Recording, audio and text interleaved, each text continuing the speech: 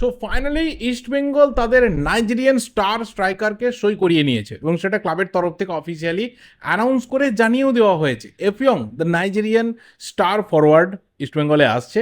Just 2026-27 জন্যই চুক্তি, সেটা পরে বাড়তে পারে তার পারফরমেন্স অনুযায়ী, বাট সেটা ক্লাবের তরফ থেকে জানিয়ে দেওয়া হয়েছে। কতটা ভালো হলো কী হলো সেই নিয়ে তো কথা বলবো, কিন্তু তার পাশাপাশি আরও একটা এক্সাইটিং রুমার বেরিয়ে এসেছে ইস্টবেঙ্গলকে নিয়ে। যদি সেটা ট্রু হয় তো ভাই সেটা একটা ধামাকাদার সিগনেচার হতে পারে, যার আভাস এর আগে না আমি প্লেয়ারের ব্যাপারে দিইনি, প্রোফাইলের ব্যাপারে বলেছিলাম কে কীরকম হতে পারে। অবশ্যই এই ভিডিওতে কথা বলবো, কিন্তু প্রথমে বেশ কিছু অন্যান্য প্লেয়ারকে নিয়ে কথা রয়েছে। যেমন নিখিল প্রভু পাঞ্জাব এফসির সাথে কন্ট্রাক্ট এক্সটেনশন করেছে, তার অফিসিয়ালি অ্যানাউন্সমেন্ট কমপ্লিট করেছে পাঞ্জাব এফসি। আব্দুল রাবি নর্থ ইস্ট ইউনাইটেড এফসিতে সই করেছিল, তাকেও কিন্তু নর্থ ইস্ট অ্যানাউন্স করে জানিয়ে দিয়েছে আব্দুল রাবি ইজ দ্য নিউ হাইল্যান্ডার, এবং 2 বছরের চুক্তি তার সাথে কমপ্লিট হয়েছে। নুনো রেইসের মুভ ফাইনালি চেন্নাইন এফসিতে কমপ্লিট হলো। চেন্নাইন এফসির সাথে 1 বছরের চুক্তিতে নুনো রেইস তার মুভ কমপ্লিট করেছে। এবং আরও একটা প্লেয়ারের কথা যেটা আমি ইভেনচুয়ালি কালকের ভিডিওতে বলতে ভুলে গেছিলাম, সেটা হচ্ছে ওড়িশা এফসি একজন 20 বছর বয়সী খুব এক্সাইটিং ইন্ডিয়ান ট্যালেন্টকে সই করিয়েছে। সেটা হচ্ছে আসির সালিম ভাজাপিল্লি, যাকে এর আগে কাতারে দেখা গেছিল। কাতারি সাইড আল সাইলিয়া এসসি, সেখানে সে ফুটবল খেলতো, রিজার্ভ টিমে খেলেছে, একাডেমি থেকে উঠেছে কাতারের, এবং তার সিনিয়র টিমের হয়েও কিন্তু তার প্রমোশন হয়েছিল কাতার কাপে। বাট তাকে সেখান থেকে নিয়ে আসছে ওড়িশা এফসি। আর এই প্লেয়ারটা ইন্ডিয়ান অরিজিন হলেও কিন্তু তার কাছে কাতারের পাসপোর্ট নেই, তার কাছে কিন্তু ইন্ডিয়ান পাসপোর্ট ছিল। কিন্তু কাতার এফের তরফ থেকে একটা ছাড়পত্র লাগতো, যেহেতু ওরাই ব্যাপারটাকে বড় করেছে, মানে প্লেয়ারটাকে বড় করেছে। এবং দেখো একটা প্লেয়ারকে তৈরি করা মানে তো ডেফিনেটলি একটা দেশ বা তার ক্লাব স্বপ্ন দেখে যে ঠিক আছে এই প্লেয়ারটা আমার হয়ে খেলবে, তার মধ্যে যদি পোটেনশিয়ালটা থাকে, এবং তাকে বিদেশি কোটাতেও নিতে হলো না, এই সমস্ত সুবিধাগুলো থাকে। বাট কাতার এফের তরফ থেকে ছাড়পত্র পাওয়া গেছে, তার কাছে ইন্ডিয়ান সিটিজেনশিপ রয়েছে, ইন্ডিয়ান পাসপোর্ট রয়েছে, ইন্ডিয়ার আন্ডার-23 টিমের হয়ে সে সিলেকশন হয়ে যাবে, প্রবলেম নেই। তাকে ওড়িশা এফসি সই করিয়েছে। প্লেয়ারটা যদি প্রোফাইল খুঁজতে যাও তো বিরাট কিছু দেখতে পাবে না, কিন্তু ইনস্টাগ্রামে ঝলক পেয়ে যাবে। সিরিয়াসলি একটা এক্সাইটিং নাম। এবং কালকে আমি যে ফাইনাল নোটটা বানিয়েছিলাম সেখানে এই প্লেয়ারটাকে তুলতে ভুলে গেছিলাম। 14ই জুলাই কিন্তু এই মুভটা কমপ্লিট হয়ে গেছে, সো 3 দিন হয়ে গেল ব্যাপারটা, আমার ডিসকাস করা উচিত ছিল এর আগেই। এরপর যে প্লেয়ারকে নিয়ে বলবো সেটা কালকের ভিডিওতে আমি হিন্ট দিয়েছিলাম যে দীপেন্দু বিশ্বাস। অ্যালেক্স সাজির সিগনেচার মোহনবাগানে কমপ্লিট হওয়ার পর দীপেন্দু বিশ্বাসের যে ফিউচার মোহনবাগানে, সেটা কোথাও একটু হলেও আনসার্টেন সিচুয়েশনে যেতে পারে। নতুন ক্লাব সে খুঁজতে পারে, গেম টাইম সে সার্চ করতে পারে, এবং সেখানে দাঁড়িয়ে বেশ কিছু আইএসএল ক্লাবের অফার তার কাছে রিচ করছে, যেখানে চেন্নাইন এফসি রয়েছে, এফসি গোয়া রয়েছে, এটসেট্রা ক্লাবস রয়েছে, এবং তারা খুব সিরিয়াস এই ম্যাটারটাকে কমপ্লিট করার জন্য। 90 স্টপেজের তরফ থেকে জানিয়ে দেওয়া হয়েছে যে দীপেন্দু কিন্তু মোহনবাগান ছেড়ে অন্য যে কোনো একটি আইএসএল ক্লাব যেখানে তার গেম টাইম ফুললি সিকিউরড, যেখানে গিয়ে মোটামুটি ভালো একটা গেম টাইম সে পাবে, ফার্স্ট চয়েস না হলেও সেকেন্ড চয়েস হয়ে ফার্স্ট চয়েস হয়ে ওঠার ক্ষমতা তার মধ্যে থাকবে, সেরকম একটি ক্লাব সে কিন্তু চুজ করতে চলেছে। এবং এর পাশাপাশি শুধুমাত্র দীপেন্দু বিশ্বাস না, আরও হয়তো অন্যান্য বিভিন্ন প্লেয়ার মোহনবাগান থেকে এক্সিট ডোর নিতে পারে।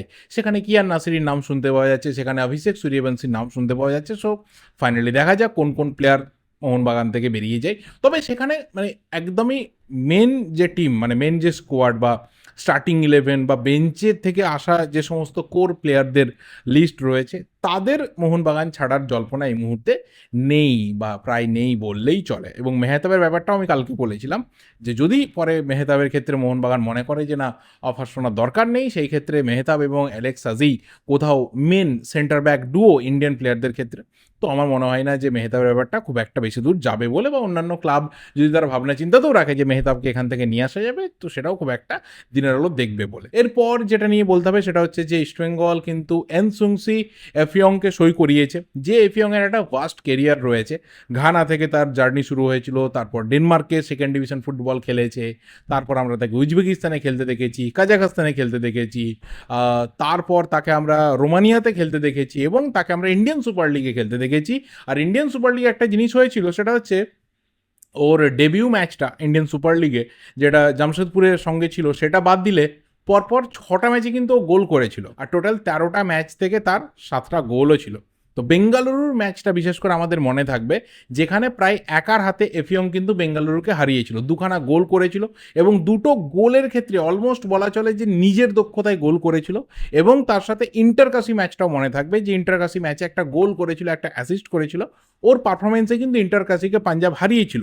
এবং তার পাশাপাশি বোধহয় চেন্নাইন এফসি ম্যাচ ছিল আর গোয়া ম্যাচ ছিল, যে দুটো ম্যাচ থেকে ওর গোলেই পাঞ্জাব কিন্তু পয়েন্ট পেয়েছিল, মানে ওর একটা করে গোল ছিল, ম্যাচটা ড্র হয়েছিল। So he is a very true star performer. 26 বছর বয়স এবং বক্সের মধ্যে কোয়ালিটি ঠিক যেমন ভালো, ঠিক তেমনটাই কিন্তু ফক্স ইন দ্য বক্স না হয়ে নিজে বল টেনে নিয়ে যেতে পারে, সেখান থেকে স্কোর করতে পারে, ভালো লং রেঞ্জার মারতে পারে এবং ড্রিবলিং স্কিল সিরিয়াসলি খুব ভালো।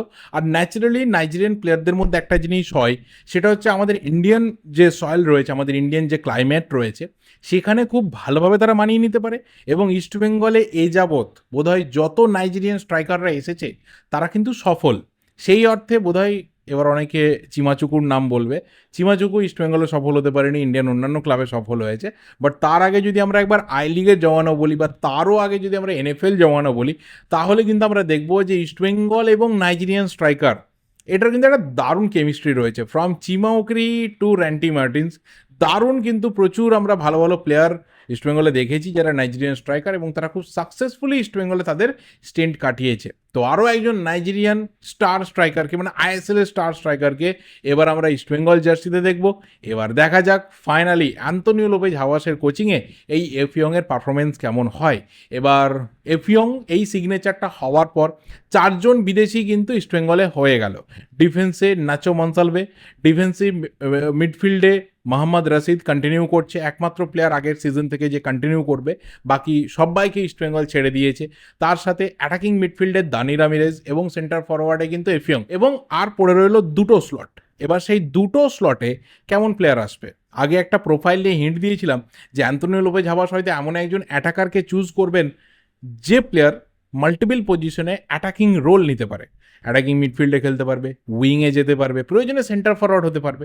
এবং সেখানে দাঁড়িয়ে একটা এক্সাইটিং রুমার বাইরে বেরিয়ে এসেছে, and the name is Adrian Luna, the Uruguayan magician, যাকে আমরা এতদিন ইন্ডিয়ান সুপার লিগে কেরালা ব্লাস্টার্সের জার্সিতে দেখে এসেছি। এবং কেরালা ব্লাস্টার্সের যা সিচুয়েশন, তারা যেভাবে ফিনান্সিয়ালি একদম মানে ড্রাউন হয়ে গেছে, পুরো সিঙ্ক হয়ে গেছে পুরো সিস্টেমটা ওদের, সেখান থেকে আদ্রিয়ান লুনাকে বের করে আনাটা ইস্টবেঙ্গলের জন্য কোনো চাপেরই না। এবার যদি এই সিগনেচারটা হয়, যদি ফাইনালি আদ্রিয়ান লুনাকে ইস্টবেঙ্গলে দেখা যায়, তো সেটা সোশ্যাল মিডিয়ার ক্ষেত্রে তো একটা বিরাট হাইপ ক্রিয়েট তো করবেই। আর 2 নম্বর যদি স্পোর্টিংয়ের দিক থেকে বলি, তাহলে অ্যান্তোনিও লোপেজ হাওয়াস এমন একজন প্লেয়ারকে তিনি হয়তো পাবেন, যদি এটা হয় ফাইনালি, যদি দিনের আলো দেখে, তাহলে আদ্রিয়ান লুনা যে প্রোফাইলের প্লেয়ার, যে কোয়ালিটির প্লেয়ার, সেটা হাওয়াসকে কিন্তু একটা মানে মারাত্মক লেভেলের ফ্রি হ্যান্ড দিয়ে দেবেন সামনের দিকে অনেক বেশি করে এই টিমটাকে মোবিলাইজ করে দেওয়ার জন্য। কিন্তু এখানে অনেকে অনেক কিছু বলতে পারে, যেমন 1 নম্বর ওর